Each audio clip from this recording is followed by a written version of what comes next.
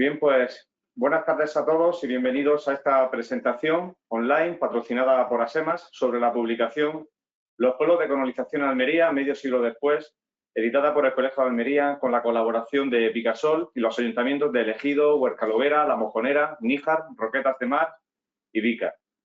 Como sabéis, las circunstancias derivadas de la crisis sanitaria nos han empujado a reorganizar toda la actividad cultural y formativa del colegio a este nuevo formato online, que si bien aporta numerosas facilidades, especialmente en cuanto a la participación, precisamente hoy con nuestro invitado de hoy, con Miguel Centellas, que está aquí a mi vera, pues me comentaba que teníamos personas desde el norte de España hasta las Islas Canarias, es decir, que nos permite desde el Colegio de Almería tener un ámbito nacional, pero también es cierto que no deja de ser, pues nos falta un poco ese calor de los encuentros que hacemos, que estamos acostumbrados que sean presenciales en nuestro colegio.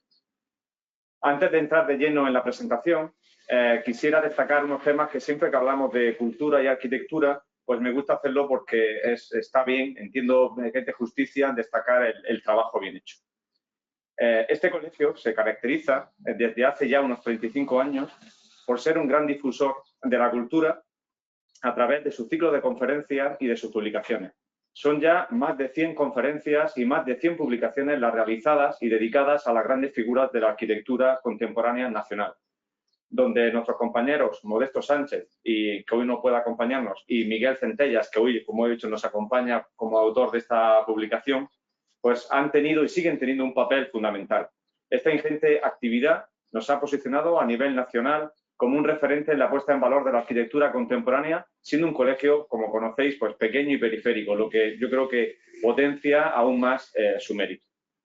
También quiero destacar, es necesario destacar, que durante la crisis económica que se inició en 2008, la Junta de Gobierno de este colegio se vio obligada a suspender las conferencias y publicaciones por falta de medios económicos y personales. Y ahora, de esta nueva Junta de Gobierno, que está a punto de dar el paso a una nueva andadura, pues estamos intentando recuperar poco a poco, porque forma parte de la esencia de verdad de este colegio. Y esto es lo que nos ocupa hoy. El pasado 29 de abril lo hicimos con los ciclos de conferencias, donde tuvimos la presencia del actual Premio Nacional de Arquitectura, don Alberto Campo Baeza, y hoy pues los hacemos con las publicaciones. Otro aspecto que siempre me gusta destacar es que los colegios de arquitectos tenemos la obligación de poner en valor y difundir la arquitectura contemporánea de calidad, ya que esta será el patrimonio del futuro.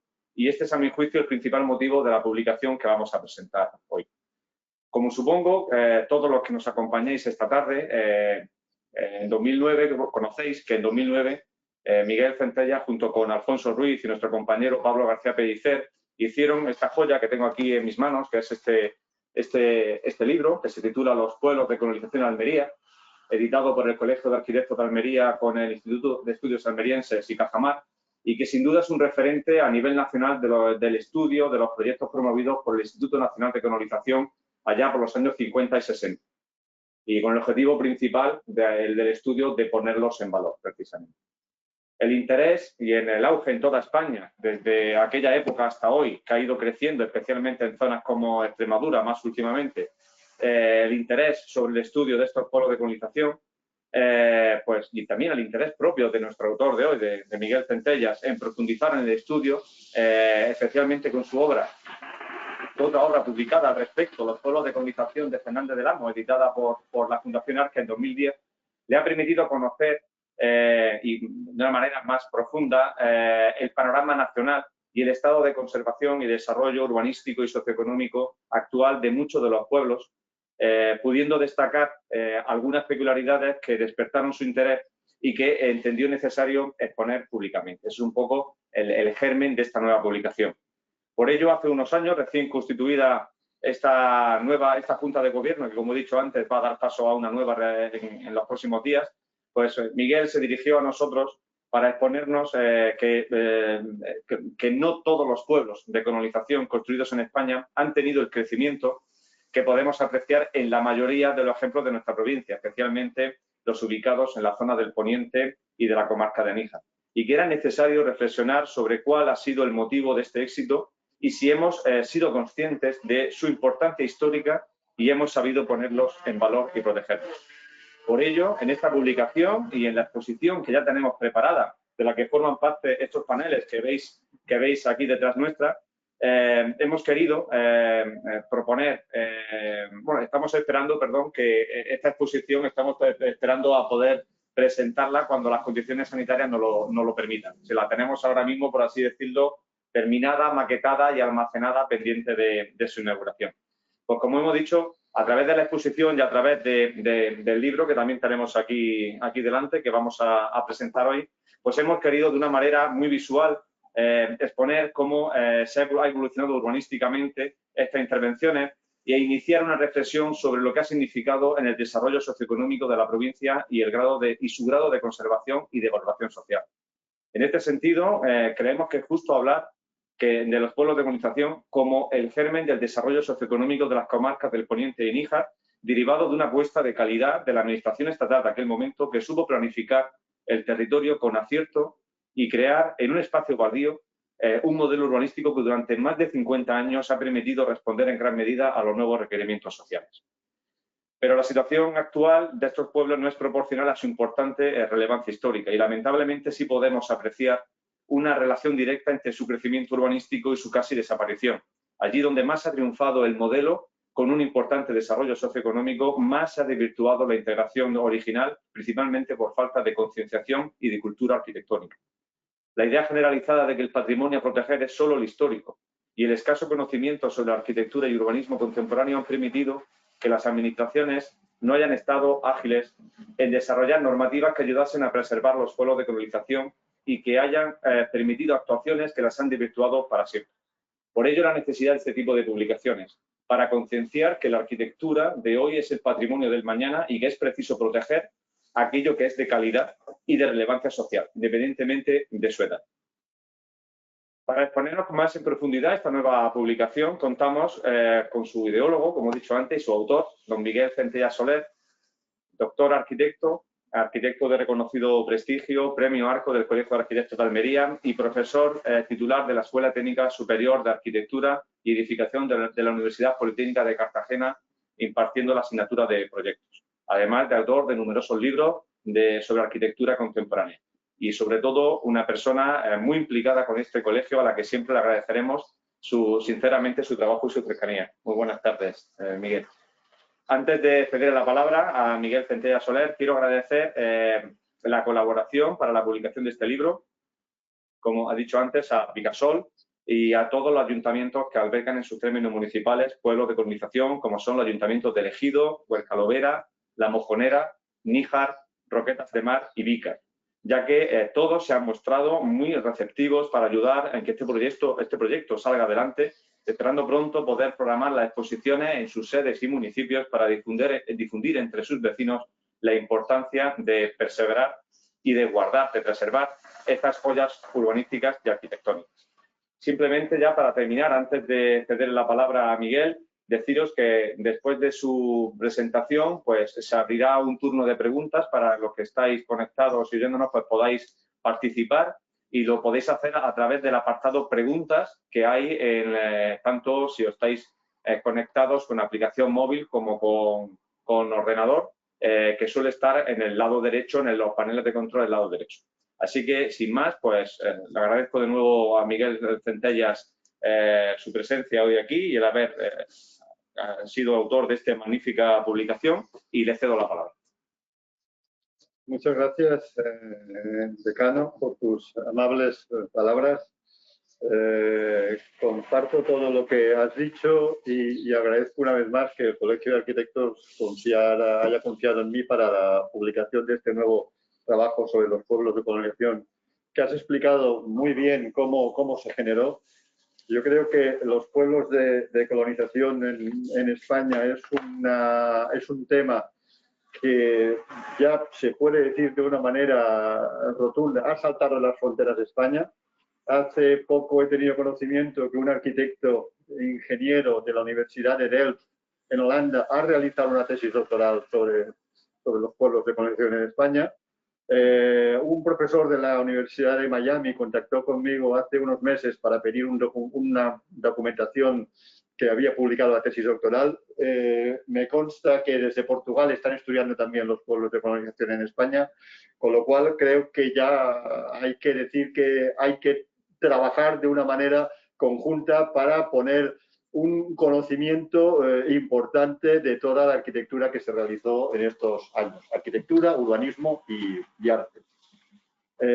Como hay como supongo que hay gente que no estará como muy quizá al día, al ser una presentación online que no sé qué público hay, creo que sería conveniente hacer una breve repaso de lo que fue el Instituto Nacional de Colonización, ¿no? El INC, el acrónimo que tiene, se creó en el año 39, nada más terminar la guerra civil por la administración franquista, pero era heredero de lo que había iniciado la Segunda República. El problema está que la Segunda República no había invertido dinero y en cambio Franco tuvo claro que tenía que invertir para que los pueblos se pudiesen desarrollar. Se hicieron unos 300 pueblos en toda España, repartidos básicamente por las cuencas fluviales, Ebro, Duero, Tajo, Guadiana, Guadalquivir, más la zona este-sur, en la que está Valencia, Almería, Granada y Málaga, y algo por el norte. Ahí los 300 pueblos están repartidos en 27 provincias y más o menos el periodo, el INC se crea en el 39, pero los primeros pueblos son del 45-46 y se acaban en el 71, aún hay algún pueblo, y en ese año el INC se convierte en IRIDA, que es otro organismo que fue el heredero de lo que realizó el INC. El contenido, es difícil explicar el contenido del libro, pero intentaré dar algunas pinceladas de qué cosas han sido las que han marcado las pautas para su realización. Y como ha dicho el decano, nos pareció que una vez ya se ha conocido casi toda España, los pueblos de España, con diferentes tesis doctorales, sobre todo de áreas geográficas o de arquitectos, o de trabajos en provincias, nos parecía que era importante ver cómo había evolucionado los pueblos después de 50 años. Hemos querido hacer un pequeño homenaje a aquellos delineantes anónimos que dibujaban los planos y caligrafiaban sus rótulos con estas dos imágenes. La primera es una parte, un fragmento del plano de la vivienda de colono del pueblo del Parador o la ampliación de Roquetas de Mar, que es el mismo arquitecto, y debajo la caligrafía que hemos utilizado un poco por reivindicar que ahora en la era digital, en que todo se puede manipular, copiar, se puede hacer caligrafía perfectamente con ordenador, hemos querido retomar esta manera de hacer que tenían los delineantes de aquella época y hemos utilizado la caligrafía manual en el título del libro, Los pueblos de colonización en Almería, medio siglo después, y hemos utilizado la misma caligrafía en las dobles páginas de los libros que ahora de los pueblos, que ahora mostraré alguna imagen, más además en los paneles que están detrás nuestro, también utilizamos ese tipo de caligrafía en el inicio del panel. En Almería hay tres áreas geográficas. De norte a sur tenemos la zona de Huercalovera, donde hay dos pueblos con dos condiciones totalmente diferentes. San Francisco es un pueblo de nueva creación y San Isidro es la ampliación del pueblo de Huercalovera, como también se hizo en Roquetas de Mar. En algunas actuaciones el INC, perdona que yo he tocado aquí algo que no debía. Perdonar un momento. Sí. A ver, es que he tocado. La presentación.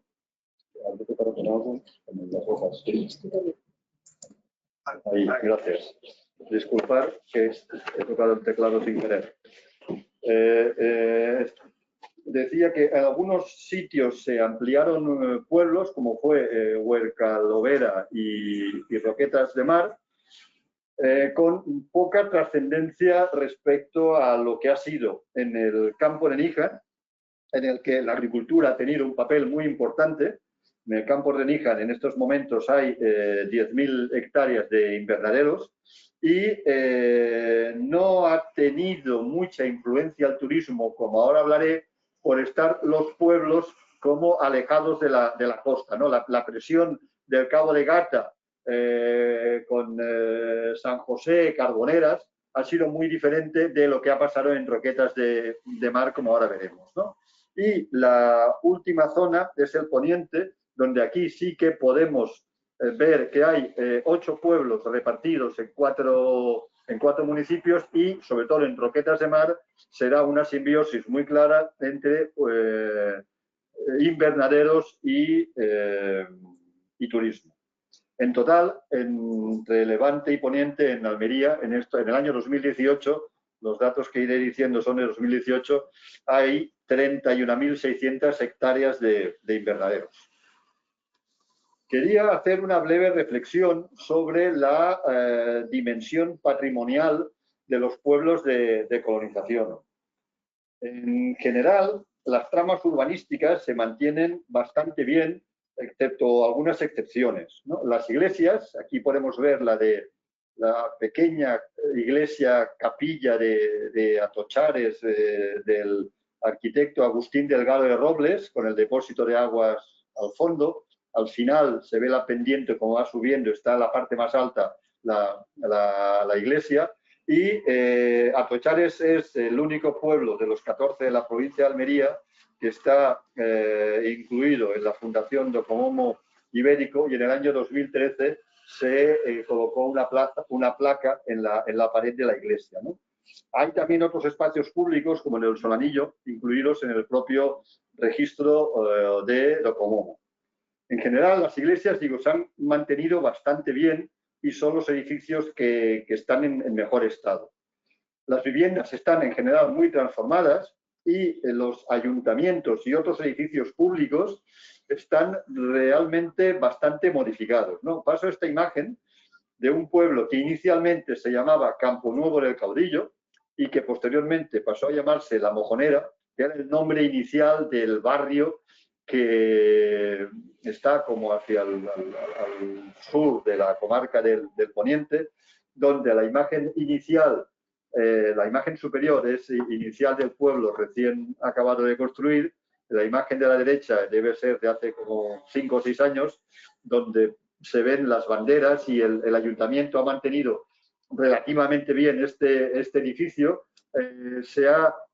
Yo nunca he conocido este pináculo que era muy habitual en los pueblos de colonización para resaltar los ayuntamientos. Estaba la torre de la iglesia y después el pináculo en el ayuntamiento, con el elemento esta base para el reloj, y el ayuntamiento hace unos años decidió recrecerlo y colocar el escudo municipal. Pero me parece bien que después de tantos años se siga manteniendo el edificio administrativo con el mismo uso que tenía, ¿no?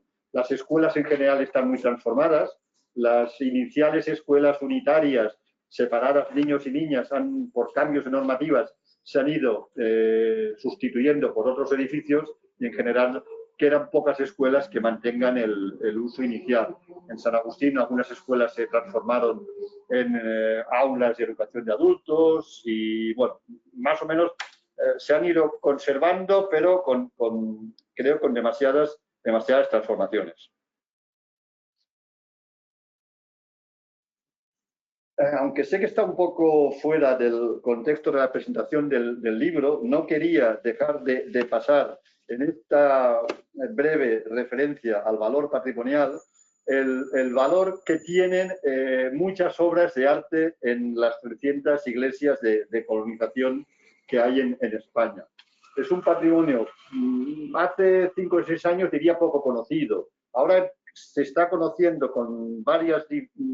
a través de la difusión de diferentes libros y artículos en revistas, se está cada vez conociendo más, y es un patrimonio que hay que proteger, valorar y proteger y catalogar, porque si no van a pasar cosas como esta, ¿no? Hace un par de años, en el 2019, fui a San Agustín, que de cuando en cuando voy recorriendo algún pueblo que me invitan a explicar lo que conozco de ellos y me encontré con la imagen inferior que lo que había pasado con la iglesia, ¿no? El magnífico mural de Julián Gil, que es un ceramista de los pocos que quedan vivos, porque la mayoría de los artistas han muerto, pues lo han mutilado, dejando dos pequeños recuadros de la cerámica, han machacado todo el fondo azul, la peana que aguantaba, que soportaba inicialmente el San Agustín ha desaparecido y el frente de presbiterio con el ambón, el altar y la pila bautismal, la pila ha desaparecido y el resto ha estado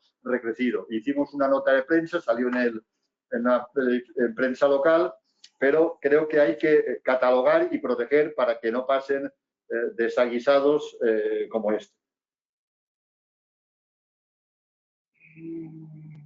Vale. Decía que una vez se han estudiado ya las áreas geográficas casi de toda España y cuando comentamos de hacer una nueva publicación sobre los pueblos de colonización, me parecía importante reflexionar sobre cómo habían evolucionado y que es un tema que yo creo que poco a poco se irá estudiando más, ¿no? Hay muy pocos análisis posteriores al momento fundacional de los pueblos y quería leer una breve cita del sociólogo Cristóbal Gómez Benito, que ha escrito bastantes libros de colonización y es un buen conocedor de la zona de Aragón, quien escribía en 2003, insisto, 2003. La situación de los pueblos de colonización a finales de los años 80 era más bien desalentadora. Solamente un 14% de los núcleos estaban inmersos en una dinámica de desarrollo identificable como tal. Un 32% se consideraban estabilizados y un 58% se reconocían como pueblos frustrados. En esas fechas, él se refería a los años 80, más de la mitad de los pueblos realizados daban síntomas de recesión por su influencia y su tamaño, su mala localización y distancia de las cabeceras municipales, por la estructura productiva o por la acción combinada de algunos de estos factores. Sería interesante conocer cuál es la situación de estos pueblos al comienzo del nuevo siglo. Él escribía esto en 2003 y se refería al 80. Han pasado casi 20 años y ahora cuando he estado buscando documentación para documentar el libro de cómo habían evolucionado otras zonas, prácticamente no hay casi nada. Y yo espero que con este pequeño trabajo que hemos hecho sirva para animar a otros lugares para que se empiece a estudiar cómo ha ido evolucionando los pueblos de colonización. Presentamos una doble página de San Agustín en la que decía que hemos utilizado esta caligrafía manual anunciando cada pueblo. Hay un breve texto explicando algunas de las características del pueblo o de sus ampliaciones si las ha sabido. Y luego hemos recogido, más que recuperado, diferentes fotos aéreas y las hemos compuesto del siguiente modo. Cada página del libro está expuesta, cada pueblo está expuesto en dos páginas, ¿no? Por un lado, hay una foto antes de que el pueblo se construyese, son fotos del año 56-57 que corresponden al vuelo americano, donde marcamos en una línea en rojo, no sé si se verá en la pantalla, el límite del pueblo original, ¿no? A la derecha ponemos una imagen de los años 70 con los pueblos recién construidos, donde a la misma escala, está todo a la misma escala y como muy alineado, ¿no? Marcamos el mismo límite con el pueblo construido. Y en la parte inferior, una fotografía aérea, de una ortofoto del 2010, en el que se ve el desarrollo del pueblo, ¿no? Y en el lado izquierdo, una fotografía, estas fotografías tan bonitas, oblicuas, de paisajes españoles, que ya habíamos publicado en el libro del 2009 y que creo que recogen muchas de las cuestiones en las que se desarrollan los pueblos de colonización, ¿no? En San Agustín, no sé si se apreciará que entre esta foto y esta, que son muy parecidas, la segunda fase no estaba construida, en cambio aquí ya estaba construida, que es la que hace en el año 71-72, es lo que hace el IRIDA. Y entonces, y digo, todo el libro va desarrollando en dos páginas por pueblo con esta repetición sistemática a partir de fotografías aéreas, porque intentamos primero documentar con planos, pero es que el problema de los planos es que cada municipio tenía su planeamiento, su manera de dibujar. Las leyendas son complicadísimas. Hicimos alguna prueba, pero era muy difícil reproducir planos. Al final descartamos la planimetría y nos quedamos solamente con las fotos aéreas.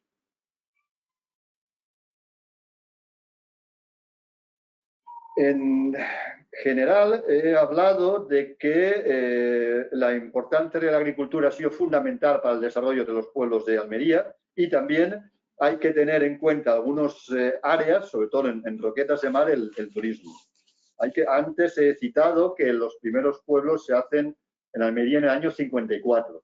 Pues justamente 10 años después se aprueba el primer centro de interés turístico nacional en Aguadulce, 10 años después. Y al año siguiente el de Roquetas de Mar. Eso quiere decir que a mediados de los años 60 se estaban desarrollando pueblos de colonización en Almería y se estaba desarrollando turismo. Yo creo que no debe haber ningún sitio de España donde podamos ver el límite del pueblo de colonización, que es esta línea en rojo, donde tiene en el borde noreste un invernadero, en el límite, y a 200 metros tenemos un campo de golf, ¿no? Y se puede ver, ¿no? Yo creo que esto no va a pasar en ningún sitio de España. En las fotos del libro del 2009 se ve el pueblo de Las Marinas totalmente aislado y ahora ya se ve cómo ha crecido de Roquetas de Mar y la urbanización y está todo un conjunto y aquí hay aún ya cómo sigue creciendo hacia el suroeste, ¿no? Yo creo que esta situación de relación turismo-agricultura no se ha dado en ningún sitio de España, ¿no? Cuando se empezaron a construir los pueblos, prácticamente no existían las normativas urbanísticas. En 1971 se promulgaron las normas subsidiarias de ámbito provincial, que poco a poco fueron sustituyéndose por las normas subsidiarias municipales.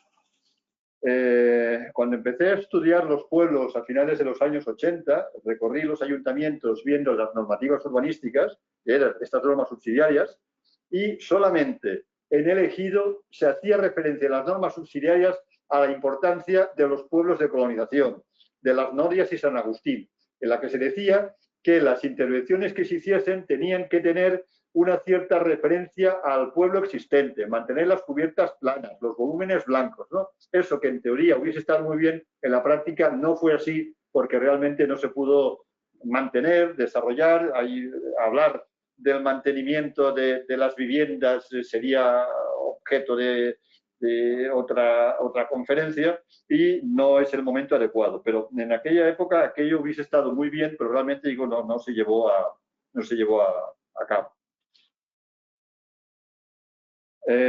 Posteriormente a estas normas subsidiarias se redactaron los planes generales de ordenación urbana, que permitieron el derribo de viviendas iniciales y su sustitución por edificios de 3 y 4 plantas, como puede verse en esta vivienda de Las Marinas. Aquí queda delante de la iglesia está a la derecha, que era una única vivienda de obrero y se han demolido las 8 o 9 que había al lado para hacer este bloque de 3 plantas, o en Puebla de Vícar, que solo es de los pueblos más pequeños de España, juntamente con el de Llano de Antequera, en Málaga, que son 14 o 15 viviendas, se ha demolido buena parte de las parcelas para hacer estos bloques de 7 plantas, pero por casualidad, de las 14 viviendas había 3 tipos. La del maestro, que estaba situada a la derecha, que aquí no se ve en la foto, una vivienda del obrero, que había otro en el lado opuesto que ya no existe, con su patio correspondiente, y una vivienda de Colón. O sea que en Puebla de Vícar, a pesar de los cambios que ha habido, aún siguen estando las 3 tipologías de vivienda existente. Y aquí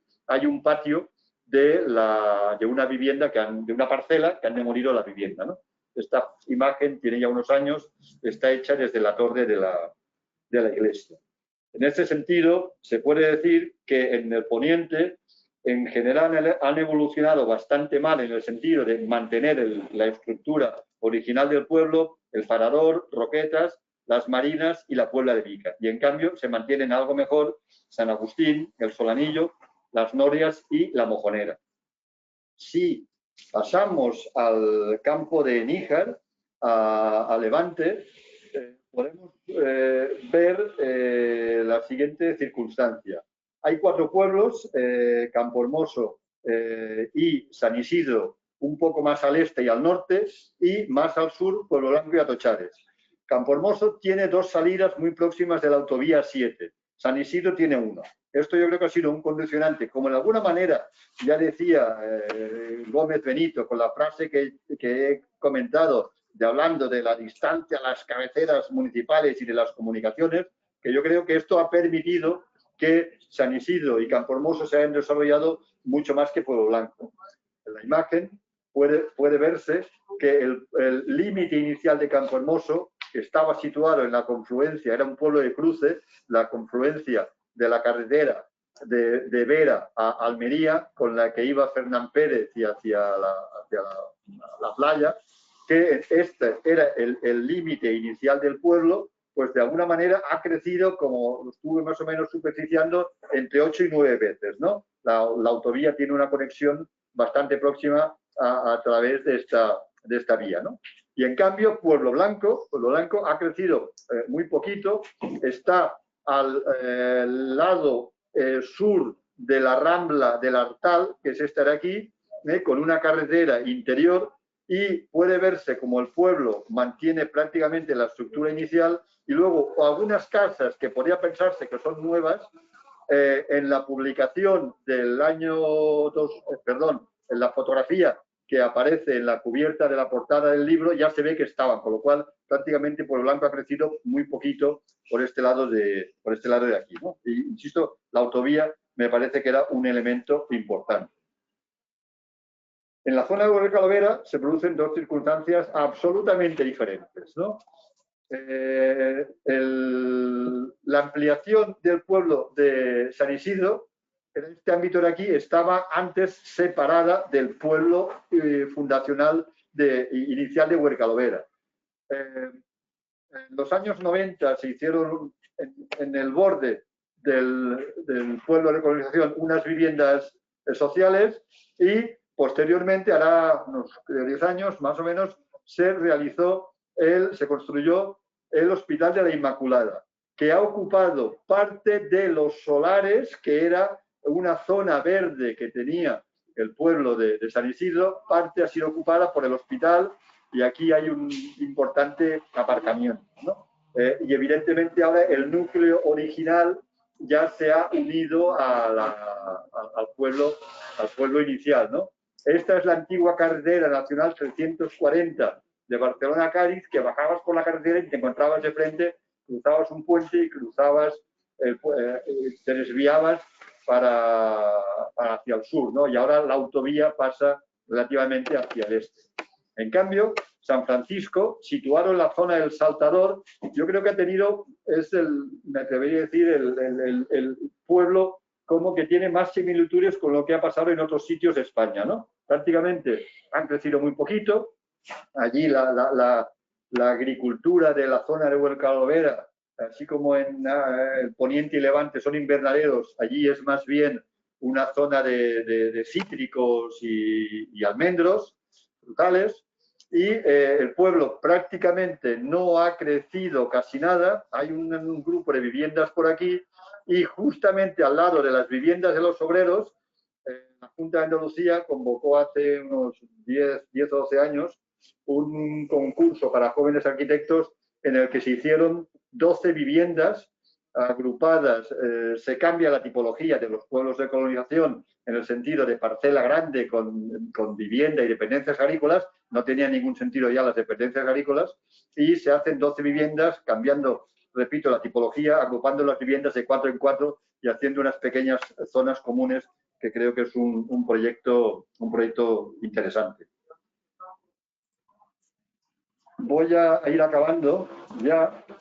Para el desarrollo del libro hemos preparado 2 tablas y una gráfica.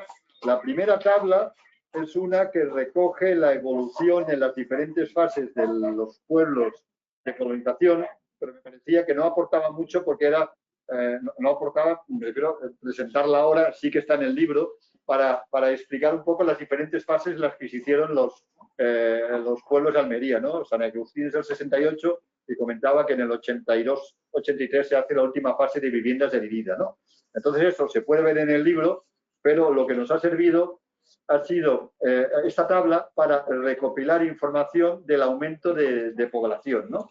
Entonces, bueno, he resaltado solo algunos elementos en rojo que me gustaría destacar, ¿no? En 1950, la primera columna, la población de los municipios en que había pueblos de colonización, que sería esta línea horizontal de aquí, ¿no? Era de 29.000 habitantes, ¿no? Insisto, los términos municipales en que había pueblos de colonización, era de 20.000 habitantes, ¿no? Y la población de la provincia de Almería era de 357.000. Eso quiere decir que los pueblos de colonización repercutían en un 8,18% respecto a la provincia. Si nos vamos a datos del 2018, vemos que la población de los términos municipales que tienen pueblos de colonización ha aumentado a 263.000, mientras que la población de la provincia ha pasado a 700.000. Aquí hemos duplicado en la provincia, pero en los pueblos se ha multiplicado por 9. Lógicamente, el porcentaje de 8,2 ha pasado al 37,5. Eso es decir, que la población de Almería está en un tercio en aquellos términos municipales que tiene pueblos de colonización. Por dar algunos datos parciales, me parece importante esta columna de los años 70, donde se ve más o menos la población que tenían los pueblos recién terminados, ¿no? El Parador tenía 1.700 habitantes y ahora tiene 9.400. Puebla de Vícar, que se construyó 68-69, 316, ahora tiene 5.000 y todo el municipio 25.000. Las Norias, 869 y ahora tiene 8.549. O Campo Hermoso, por destacar uno del Campo de Níjar, el mayor, tenía 424, ya ha multiplicado su población por 20 para llegar a 9.428 habitantes. Es claro que esta tabla, a mi modo de ver, indica muy claramente cuál ha sido el crecimiento de los pueblos de colonización en sus términos municipales en cuanto a la población. Y en esta primera fila aparece el número de hectáreas por décadas de invernaderos. Quiere decir que en el año 60 no había invernaderos, en el 70, 649, y ahora hay 31.600, que es la cifra que he citado antes.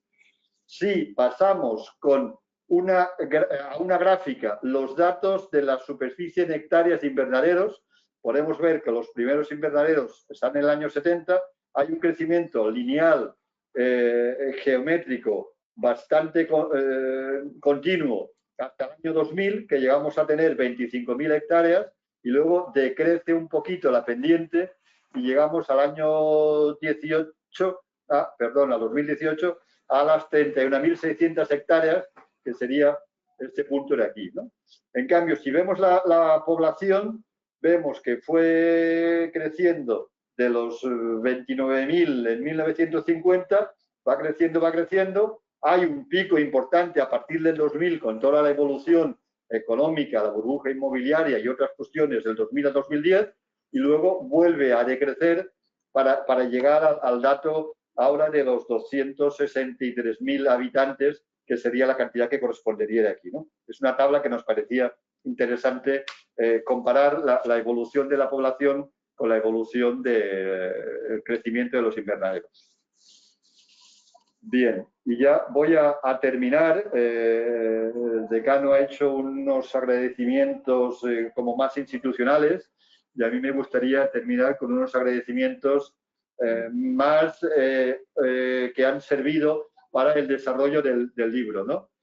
Primero, agradecer a la Junta de Gobierno del colegio y principalmente a su decano José Díaz por confiar en mí para la realización de este libro, pero es que además quiero resaltar que José Díaz dedicó parte del verano del 2019 para localizar y descargar las fotografías de las ortofotos del vuelo americano del año 56-57, las del vuelo interministerial del 57, del 73 al 86, que es la segunda foto que hemos visto, y la tercera, la que está abajo en color, las ortografías básicas en color de Andalucía desde 2010 y 2011. Miguel Fernández, el secretario técnico, siempre tan eficiente en el colegio, se encargó de gestionar con el Instituto Nacional de Estadística los datos poblacionales, que aunque parece que en Internet está todo los últimos 20 años. Las poblaciones de los 70 y los 70, 60, 70, incluso algunos 80, él hizo gestiones para tener esos datos que han servido para publicar en esa tabla, ¿no? Y Francisco Torrecillas, de Visado, también colaboró buscando cierta documentación sobre las normas subsidiarias, planeamiento urbanístico, ¿no? Inicialmente contacté con los técnicos municipales a ver qué documentación tenían y colaboraron de una manera eficiente en el Ejido Dionisio Martínez, en Níjar Federico García y en Vícar José Morcel. Al Colegio de Ingenieros Técnicos Agrícolas de Almería, a Teresa Pérez y Francisco Portero, a Juan Martín García, compañero arquitecto de la Diputación de Almería, que aportó bibliografía importante sobre la zona del campo de Níjar, con unos estudios que él había hecho. Él realizó su tesis doctoral sobre esta zona y la conoce bien.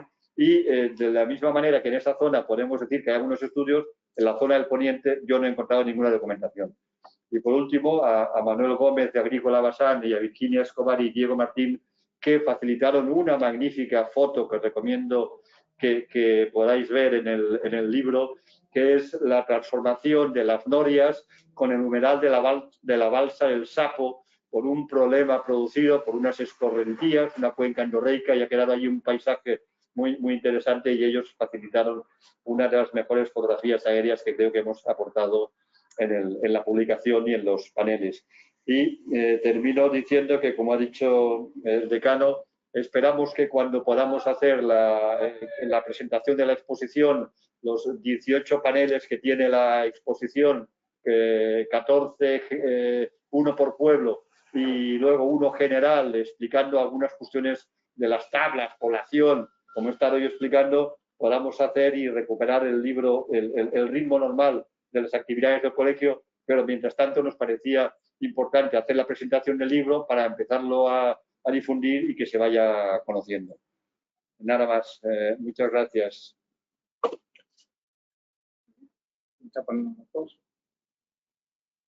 Muy bien, Miguel, pues muchas gracias por la exposición. La verdad es que ha sido un placer colaborar en lo poco que me ha tocado documentar el libro. Lo hemos pasado bien, y la verdad es que la publicación pues tiene el interés, como bien has dicho, de poner en valor las cosas, ¿no? Estamos hablando de que esto, visto quizá de otra manera más historicista, esto podrían ser los cascos históricos, ¿no?, de los pueblos considerados dentro de unos años, ¿no? Aunque ya lo son, pero podrían ser como ahora podemos considerar los cascos históricos de las ciudades. Y eso yo un poco lo que queremos resaltar con la necesidad de proteger y poner en valor para no desvirtuar o empezar a proteger para que no se siga desvirtuando la calidad urbanística y arquitectónica de estos pueblos. Bien, en principio tenemos un saludo seguro que lo conoces, compañero Dirk Jansen, que te manda un agradecimiento por el trabajo y por la exposición. Y por lo demás, pues, en principio, pues, yo creo que la gente, los compañeros, los que están deseando de poder disfrutar del libro, cuando haremos las presentaciones, ya haremos la distribución, ya veremos cómo lo vamos planteando. Y nada, pues yo creo que desde el colegio, pues simplemente volver a agradecer primero, Miguel, especialmente a ti por la autoría del libro. También, como vuelvo a reiterar, agradecimientos a Vicasol y a todo el ayuntamiento que han colaborado con la edición del libro, el ayuntamiento de Ejido, Huercalovera, Mojonera, Níjar, Roquetas de Mar y Vícar. Y como dice Miguel, pues esperando que pronto la situación nos permita pues tener contactos directos para poder hacer la presentación de la exposición, que también la tenemos ya finalizada desde hace aproximadamente unos meses. Antonio Escobar, también, Miguel, te quiere trasladar la enhorabuena en nombre del concejal de Agricultura y Medio Ambiente del Ayuntamiento de Ejido. Así que, pues yo creo que, y también, mira, acaban de llegar una serie, esto parece más como una especie de chat online de agradecimientos, más que un chat de preguntas, pero también es interesante que la gente pueda trasladar ese agradecimiento, ¿no? Jerónimo Pérez también, trasladar enhorabuena, y Juan José Rodríguez García también trasladar enhorabuena tanto a Miguel como a todo el Colegio de Arquitectos. Así que, bueno, pues muchas gracias por estas palabras a todos y nada, que seguiremos trabajando desde... Mira, y siguen llegando. Se suman los agradecimientos a Pablo García Pellicer, María Teresa García, José Moreno Ferre. Muchas gracias a todos. Y seguiremos trabajando desde el Colegio de Arquitectos en la puesta en valor y en la protección de la arquitectura y del urbanismo de calidad. Y espero que Miguel pues siga cercano a nosotros para seguir proponiéndonos buenas ideas y haciendo las cosas con el cariño, la profesionalidad y la dedicación que le dedica a todo. Así que, Miguel, muchas gracias y gracias a todos. Gracias al colegio, gracias a los que habéis asistido y, como muy bien has dicho, seguiremos trabajando para difundir los pueblos de colonización, que has hecho tú una apreciación muy interesante. Dentro de 100 años, nosotros no lo veremos, sí, pero seguramente el germen de los cascos históricos de algunos núcleos van a ser los pueblos de colonización. Claro, eso está muy claro. Y ese quizás sea el mensaje que le podemos mandar quizá a la sociedad más distante o quizás menos entendida en la cultura de la arquitectura, que quizás es lo que más, un mensaje quizás le pueda llegar, ¿no? Que los cascos históricos que ellos conocen de cualquier ciudad, en su momento pues fueron simplemente el origen, ¿no? Y el origen de muchos pueblos de estos pueblos de urbanización van a ser los cascos históricos del futuro crecimiento. También aprovecho Juan José Rodríguez García, que pregunta que dónde podemos comprar el libro. Bueno, pues todavía no lo tenemos clara la distribución. Los ayuntamientos van a tener unos ejemplares, el Colegio de Arquitectos de Almería tiene otros y todavía no hemos planteado ningún tipo de distribución, así que cuando lo tengamos claro, pues le daremos difusión para que aquellos que estén interesados pues puedan adquirirlo. Muy bien, de acuerdo. Pues muchas gracias a todos y buenas tardes. Buenas tardes. Adiós.